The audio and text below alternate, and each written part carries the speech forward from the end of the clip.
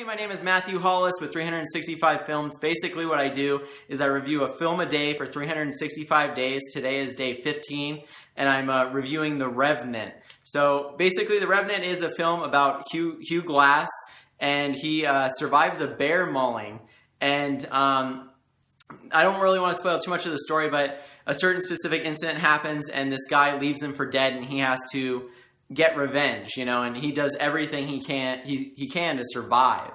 And what really struck me immediately with this film is Alejandro Iñárritu, his directing, like after Birdman last year, I mean, his directing is incredible, you guys.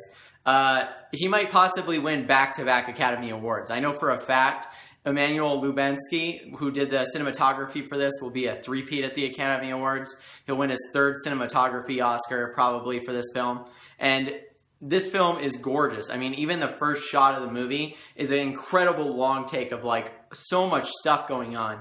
And it's mind-blowing. And the bear mauling scene in this film is, I had to look up after I saw the movie on how they actually pulled it off, because it looks so realistic and so incredible. And The Revenant was a film that actually had a lot of bad publicity because of the issues that it kind of had. It was a film that was originally only supposed to cost around like $80 million, I believe. And the budget ballooned up over $100 million just because they decided to film it on location. So now you're dealing with snow and all the elements. But they also decided to film it with 100% natural lighting, which is insanity if you think about it. Yeah, near Calgary, actually, exactly. And then they had to take it to Argentina because the film got pushed. It took them so long to make it. It took them 9 months to make this movie. And it got pushed that they had to actually go to Argentina because it became July and the snow started to melt. So they actually had to shoot half the film in Canada and then half the film in Argentina.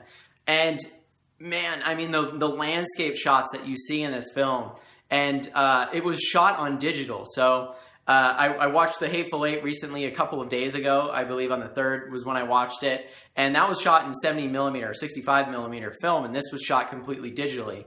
And I 100% with honesty can say that this film looks way better than The Hateful Eight.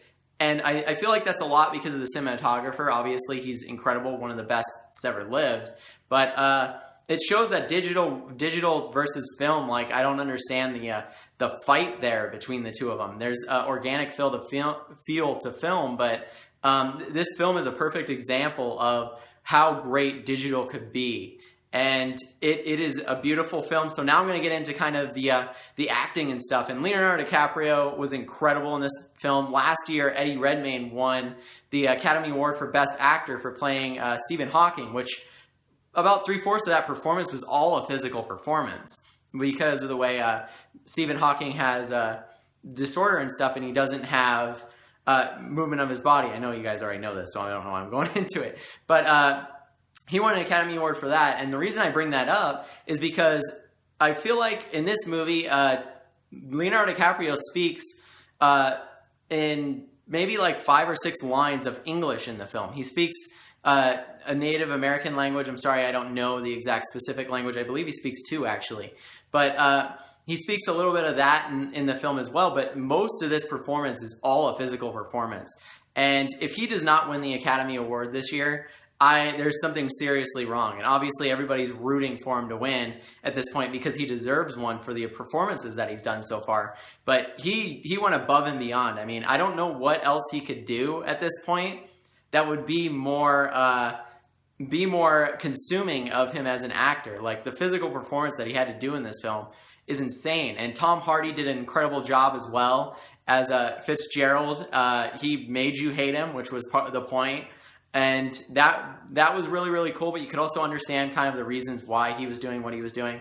And he just was, the whole movie is about survival, right? Whether it's on Hugh Glass's side or Fitzgerald's side, it's all about survival, the human will to survive. And once you get down to that root element, it it like a lot of the stuff that's happening in the film makes complete sense, and it's very realistic. I mean, this film is one of the most brutal films I've ever seen, actually. Every single time something brutal happened in the movie, including when like kind of the bear attack happened, and there's some other scenes that happen, I mean, the whole audience, you could feel the whole audience getting tense because of how like brutal the scenes were. And the bear mauling scene, I can continue to bring it up. It is something that I don't know how they did, even still after reading how they did it with cables and stuff. Yeah, it was a great scene, and the film was incredible. So pretty much that's all there is to it, you guys. If you haven't seen The Revenant, definitely go see it. It's one of the best films of the year of 2015. And if you miss out on it in theaters, I feel like you're missing out on an incredible experience, because what this film really does is shows what visual storytelling is. And it's something that I want to do with my career. And there's a real difference between telling and showing a film, you know, telling a story and showing a story. And film is a visual medium. It's a visual medium, and I don't, for me personally, there's a ton of films that come out every single year that, you know, feed you every single thing with massive exposition. And I love films that don't explain. They show.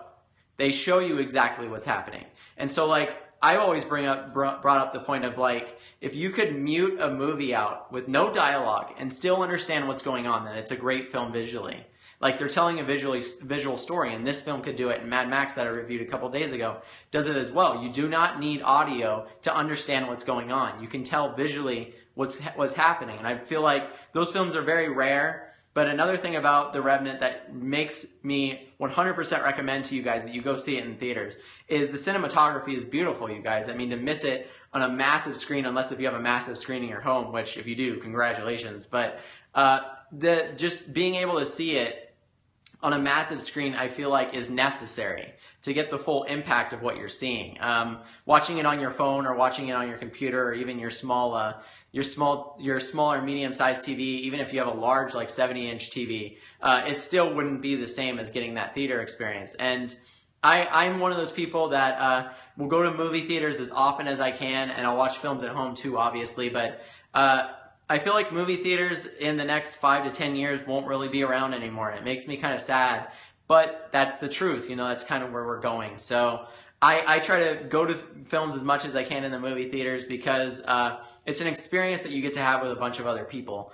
And even me being kind of introverted in some ways, I love going to a movie theater and seeing a film with a bunch of other people. It's an incredible experience. I can't tell you when I went and saw Star Wars, which maybe I'll review, but I went and saw Star Wars on opening night, and people were so excited to see it. In that theater audience, you would have never had that at home. So that's a type of experience that I hope you guys go and experience with The Revenant. So I'm giving The Revenant my highest praise that I can. It's one of my favorite films of the year now. The performances are amazing, and the direction is incredible. I cannot wait to see what Iñárritu does next. After doing Birdman and this film, The Revenant, I don't know what he has next up his sleeve, but honestly, whatever it is, I will be there in the seat watching it. So thank you so much, you guys, for getting on here and sharing this out. I really appreciate it. I'll have another review for you guys tomorrow. Don't know what film yet, so if you guys want to recommend some to me on Facebook or on here, I'll definitely go through those and see which ones I can watch for you guys. So I appreciate you guys so much.